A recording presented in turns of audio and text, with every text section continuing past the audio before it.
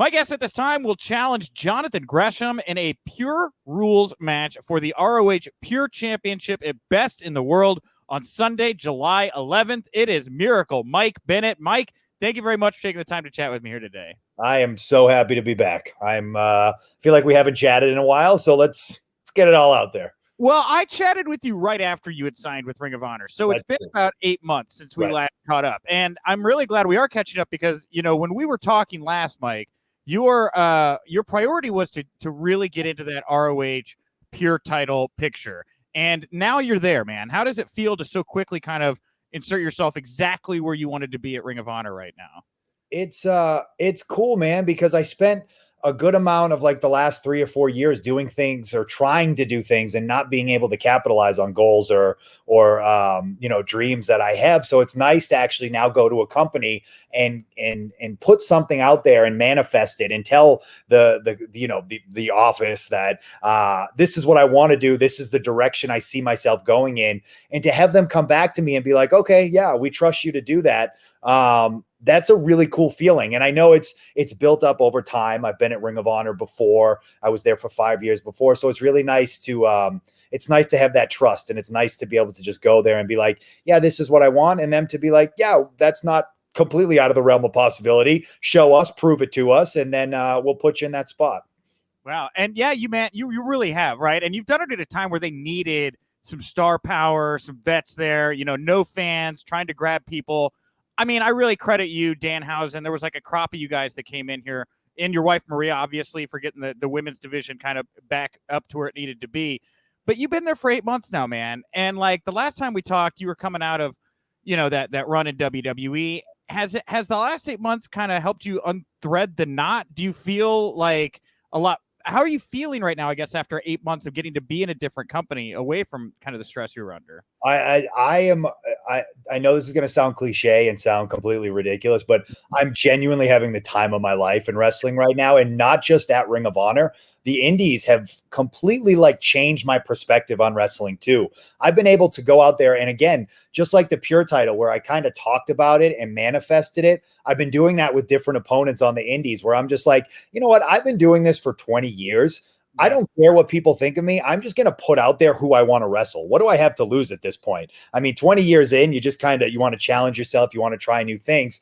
And so I've had the ability to wrestle guys like Cole Radrick and Brian Keith and Mysterious Q and Casey Navarro. And these guys that have just kind of I don't want to say motivated me, but they lit this fire under my ass where I'm like, wow, there's a lot of these up and coming guys who I want to wrestle, but I got to step my game up too.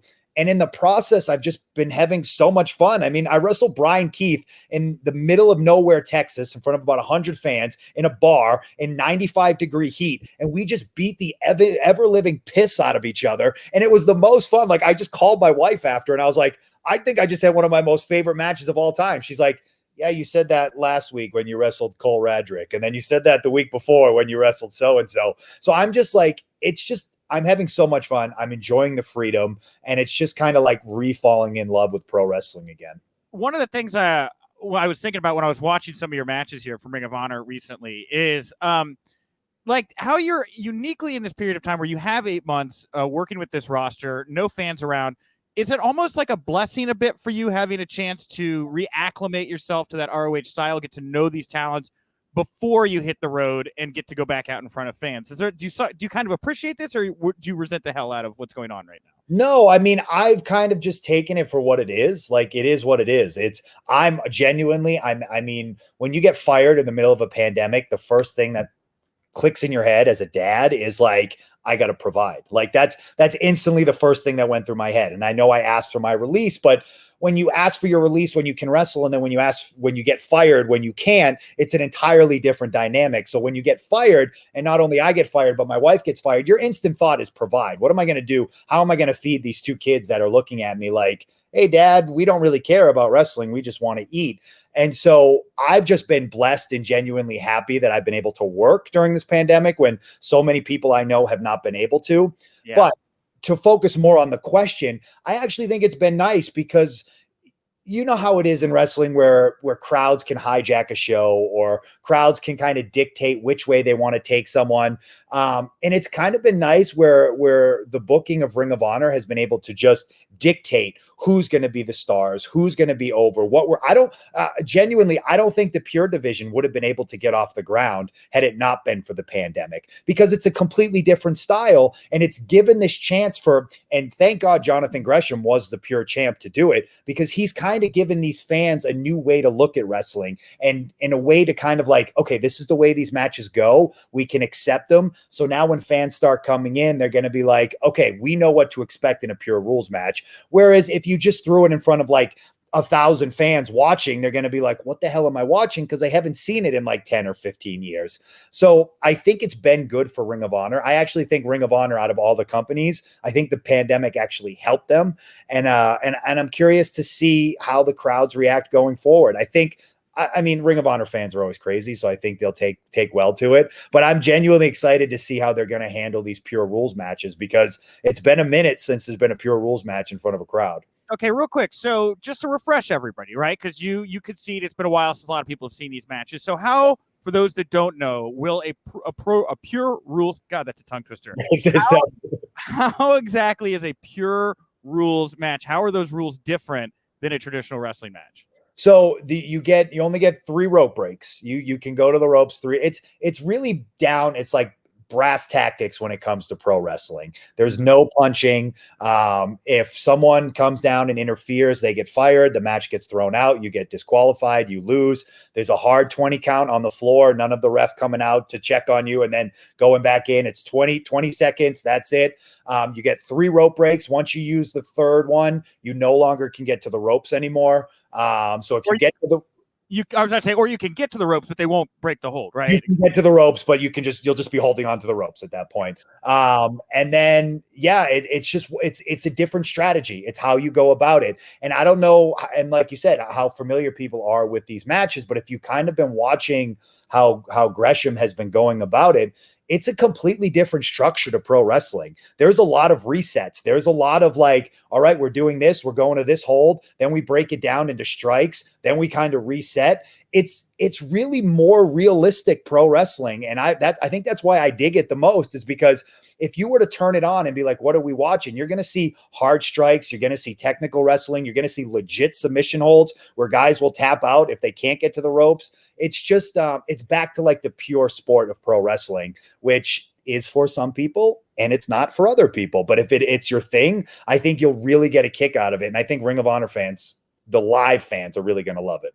So in order to get this title shot, you had to compete in this 7-man gauntlet match.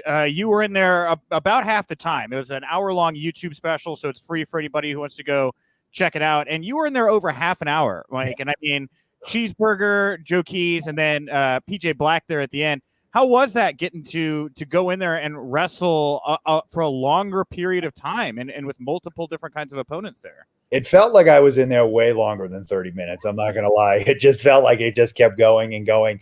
But for me, the place I'm at in my career, and I've talked about this at length, this is what I want. This is what I'm looking for. I was always that guy that was like the sports entertainment guy.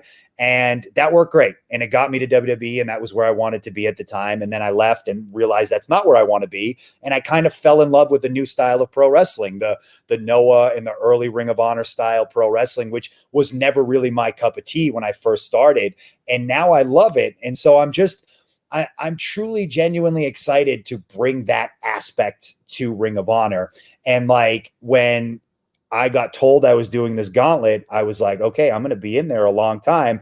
But on the flip side, I got excited about it because this is the wrestling I want. Like I was saying earlier, I went to Ring of Honor management, told them what I wanted to do, and they were like, sure, here's the ball and run with it. So I'm not going to complain. If I'll go 45 an hour, I don't care. I mean, I may pass out, I might black out, but this is what I'm asking for. This is what I want to do. So at the end of the day, yes, I was very tired. I was very sore. I was very beat up. I think I went back to the hotel and just kind of laid in bed for like 2 hours straight. And then Maria was like, are you going to move? And I'm like, yeah, let me just build up some momentum. You know, at 36, there's a Hank Williams song where he talks about when he gets older, where the hangovers hurt more than they used to. And I always feel like that after matches, the bumps and the bruises, they tend to hurt more than they used to at 36.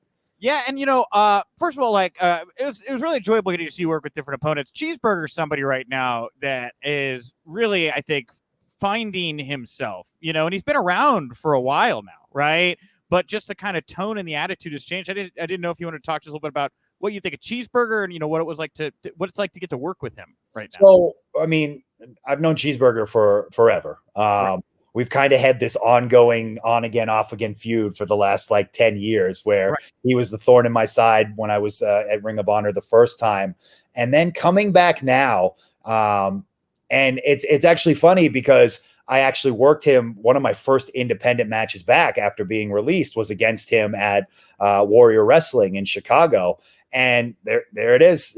Anytime I can plug them, I will, because they put on fantastic shows. Warrior Wrestling, check them out. They got a bunch of shows this summer. You won't be disappointed. But when we were putting that match together, I just remember thinking to myself, I was like, wow, you are not the same person I remember 5 years ago. You are entirely different. And then getting in the ring with him, and it's like, instantly, right, when you lock up with someone, how good they're going to be. And just locking up with him, it was like locking up with an entirely different wrestler. And we had that match, which I loved, and I'm so grateful that I had that. But then we did the gauntlet match, and it's just to see his progression and to see his mind. And he's really kind of found his niche in this pure division where he's like, no, this is what I'm good at. I think with his size and his ability, I think it just fits perfectly. And like, I really think people are going to be blown away by the things he can do. Like, he's someone that I could see becoming pure champion and being a believable pure champion, because he puts his matches together in a way that makes sense for his size. And he's also very like quick, and he's also very smart. And so like, I think him as a pure champion, you wouldn't be like, oh, well, that doesn't really make sense. I think if you really truly watch him wrestle and see how he does things in his matches, you'll be blown away by it. Yeah, he's a technician, man. Like, I like watching Cheeseburger wrap people up in knots. It's great. Yeah. And so the other one I wanted to ask you about was PJ Black, because like I'm watching you and PJ, and I'm sitting here thinking, I'm like, these guys, I mean, not exactly the same, but similar kind of vibes. I mean, you guys have, been to the top, ridden that rail. You're here now. And like, what's your relationship like with PJ? I mean, you guys are vets in the locker room, I guess, at this point. That's why I ask. Yeah, it's funny because that last TV taping when we did the gauntlet was the first time I've actually ever met him. We've always been like, we've been ships in the night. We've all worked for the same company, but we've never been at the same company at the same time. And so that was our first time actually driving over to the building, was the first time we ever met or introduced each other. And then getting in the ring was the first time we ever touched. And like, I just remember being in there and I was like, holy cow, I could work this guy every single day of my life. Like, I just thoroughly enjoyed being in there with him. And, believe it or not, and I don't want to really break the fourth wall of wrestling, but I don't really care at this point in my career. Yeah. We called a lot of that in the ring because it was just like, let's see what we can do. We were both kind of at the point. I was like, look, I got 2 matches before this one. Let's go out there. You're a pro. I'm a pro. Let's figure it out. And I love that sometimes. And especially when you go in there with someone who's, as talented as PJ, a lot of what we did is we kind of called it on the fly based on where we were in the match, which again, as a wrestler, the fans may not know that, but as people who are kind of involved with it, it's a sense of pride where you're like, oh, okay, we did that without having to call a bunch of stuff in the back. You kind of wear it with a badge of honor. And I'm really proud of what we did. Talk about just like, if that's your guys' first time together, you guys did have some natural chemistry, because I was watching you two and I was like, yeah, man, it's like they both kind of got similar backgrounds, like got similar training. I thought for sure you guys had mixed it up at somewhere before. That's really. Yeah, never. Huh. Yeah. Wow. Hey, Warrior Wrestling. I don't know if you're listening, right? Yeah, let's do it. I mean, and that was, again, one of the things we said after the match. It's like, all right, well, now we got to do this again somehow. So, when we talk about Jonathan Gresham, obviously there's a lot of respect from you. There's a lot of respect from everybody. Like the way Gresham's being talked about right now, there's a real specialness to him, and especially like his attitude and his view on pro wrestling. Why you? Why you, Mike? Why should you be the man to take this title away from beloved pure wrestling champion Jonathan Gresham? Why you, and what would you do different than what Gresham has done as champion? So first of all, you're 100% right on everything you said about Gresham. It's like he's kind of this pure division, the pure title has kind of elevated him to this status in wrestling where most people would probably argue he's the best technical wrestler in pro wrestling, hands down. He's the best pure wrestler. Yeah, 100%. I think the biggest difference between me and Gresham is just our background, our where we're coming from, where my mindset is coming from, and where his mindset is coming from. You always see the story, and I'm not going to say I'm the underdog, because when you're 20 years in and you've accomplished things that I've been able to accomplish, I don't want to say I'm the underdog. I'm not the rookie coming in or this and that. I've been lucky and fortunate enough to do a lot of cool things in my career. However, in this match, I'm looked at as, not on Gresham's level. And I think when you are put in that position, at least I know when I'm put in that position, it brings a little extra something out of you. And not only that, but my wife always used to joke about me when I would talk to her and I would say, I don't get it. Like, I can't seem to connect with fans. Like, I don't understand what my problem is. Like, I try to be nice to them. I try to be an ass to them. I try to do whatever to them. I just can't connect and I don't get it. And she would always say to me, she would say, you're not dirty enough. You're not grimy enough. You have a perfect story, a perfect career. And I think over the last 4 or 5 years, my life kind of took a turn, not on purpose, but it took a turn where it dirtied me up. It gave me a legitimate story to be like, oh, this is a real guy fighting for real things with real emotions behind it.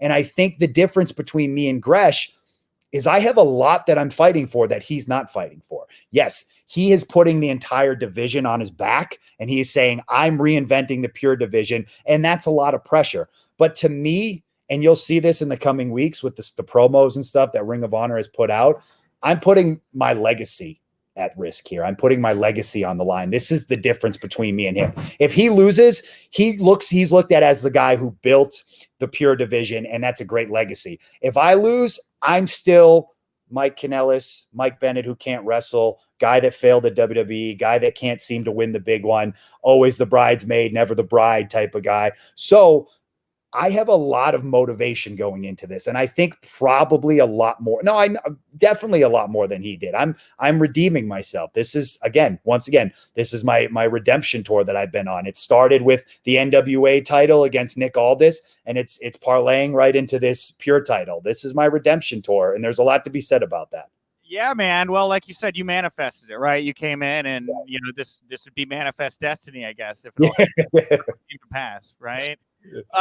So with you going after the pure title, I'm guessing Matty tries to see himself in the world title picture. I would imagine you guys want to both be carrying gold. Is that the plan for you two? Yes? That's always the goal. Right now, Matt is completely losing his mind over Vinny. So I hope once he cuts his beard, he can maybe get back to normal. And beard, man. He's not. He's a pretty man. He right? is. He is. Right? When my beard is shorter than his, we have an issue. Yeah, dude. Maybe, yeah, it's time for that thing to go. Did Maria tell him to go dirty himself up? And like, if that wasn't what she had in mind. What do you think about Roosh and Bandito here in the main event? Any thoughts on the main event? It's just going to be ridiculous. Like literally two guys that could probably that defy gravity, defy physics. And then you're going to put them in a match at the first pay-per-view in front of fans. Like they'll probably jump off the rafters and catch each other and do 450. Like I'm my mind can't even comprehend what those two can probably do in this match. So, I think it's going to be awesome. What is the vibe like at the Ring of Honor locker room right now? I mean, you guys again, no bubble. I'm imagining no bubble this time. No. Yep. And what is the vibe as you all get ready to go back in front of fans and get the show going again? You know what? I think the vibe is just pure excitement, like genuinely party. It is. Yes, I think that's the feeling. And it's like during this pandemic in front of no fans, it's been cool. Like the Ring of Honor locker room has always been like the Ring of Honor locker room has this tight knit family. Now you're going to start throwing in fans. Like I just the drive and the motivation of these guys and these girls in this locker room when there were no fans is. I'm curious. Someone's going to probably set themselves on fire and blow up the ring during these matches because everyone's just so jazzed up for it. Wow, that going full Anita with the return. Yes. And like, we just had your wife pop in there, Maria. How has it been for you to see her take on? I mean, because you two aren't together you're doing different things in Ring of Honor, right? You're helping to reestablish this pure wrestling division, and she is kind of single-handedly, it sounds like, overhauling the is now the women's division, Women of Honor, no more women's division. How has it been for you watching her take on that role and get to craft a division of her own over at Ring of Honor? Yeah, no, it's been really cool because we've been together for 10 years, and from the minute we started dating, she's talked about wanting a job like this, wanting a role like this, and now she's actually been given it, and she's been given so much freedom and so much just kind of she's been allowed to do pretty much whatever she wants, and it's been really cool to watch because it is a double-edged sword though, because the more she's working and she doesn't go half-assed in anything. So I'm seeing her way less than I used to, and that means my daddy duties have been way more than they used to. But it's I will gladly play second fiddle right now so she can do this, because this is like her ultimate dream job. This is what she wants to do. And it's really cool that Ring of Honor has given her that opportunity. And again, it's one of those things, like I said earlier in the interview, where I went to them and I was like, I want to do this pure division stuff. And they had the trust in me. With Maria, they have so much trust in her, where they're giving her so much freedom and so much trust to build this division the way she sees it in her vision. So it's really cool. And I think another thing too that I think is really cool with Ring of Honor is when we signed, they purposely made it a point to say we're gonna showcase you guys as two separate talents. We've done the thing. We've done the Mike and Maria. We've done the Kingdom together. And Delirious was very adamant about being, no, I want Mike Bennett, and then I want Maria Kanellis doing their own thing. And that went a long way with me. So it's one of those things where Ring of Honor's given us the trust. They've given her the trust. And it's been really cool as a husband. It's been really fun to watch. Well, last question here, Mike. Obviously, you know what it's like to become a free agent and go out and, take your own path and stuff. There are many free agents right now that just flooded the market all at once. Is there anybody out there right now, male or female, that you would like Ring of Honor to bring in that you think would be a particularly great addition for the company at the moment? Oh man, there's so many people. From Maria wants Ruby Riott. Ruby Soho now. Ruby Soho. Heidi Lovelace. Yes, sorry. I would love Anthony Green to come over to Ring of Honor. I think the absolute world to him. But even guys like Buddy Murphy, I think would kill it at Ring of Honor. I would love to see Rowan, who got released when we got released. I would love to see him come over. I would love to see Aiden English come over. I would love to see the Iconics come over. There's so much talent that got released that my mind can't even comprehend. I would literally take all of them and be like, yes, you could make our show better. Please come make our show better. But if I had to pinpoint one person, just because he's I would take Anthony Green, because I think the absolute world of him. Yeah, and it's not Heidi Lovelace anymore. It's Ruby Soho now. Ruby Come on. Soho, get it right. Whatever. You're fired. No, this is not a whatever. When Rancid says you get to be Ruby Soho, that's a big deal. Like, I don't know if you know that or not, but Rancid bequeathed the Ruby Soho name too. That's really cool. Very fancy. Yeah.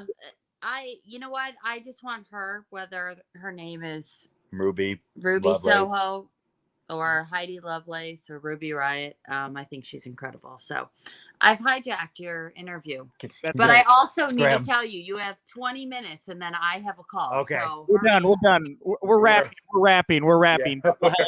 We're alternating meetings and interviews today. Yeah, so this is the only room in the house where kids can't hear us. We're wrapping. Mike, thank you so much. I'm very much looking forward to you and Gresham here. ROH Best in the World, July 11th. Anything else you want to put over here before we wrap it up today? No, man, just Ring of Honor. Watch it as much as you can. Please. And go support indie wrestling too. Anything near you. It's alive and it's well. And Warrior Wrestling, New Texas Pro, Pele Pro Wrestling, Northeast Wrestling. Go check all those places out. They're killing it right now.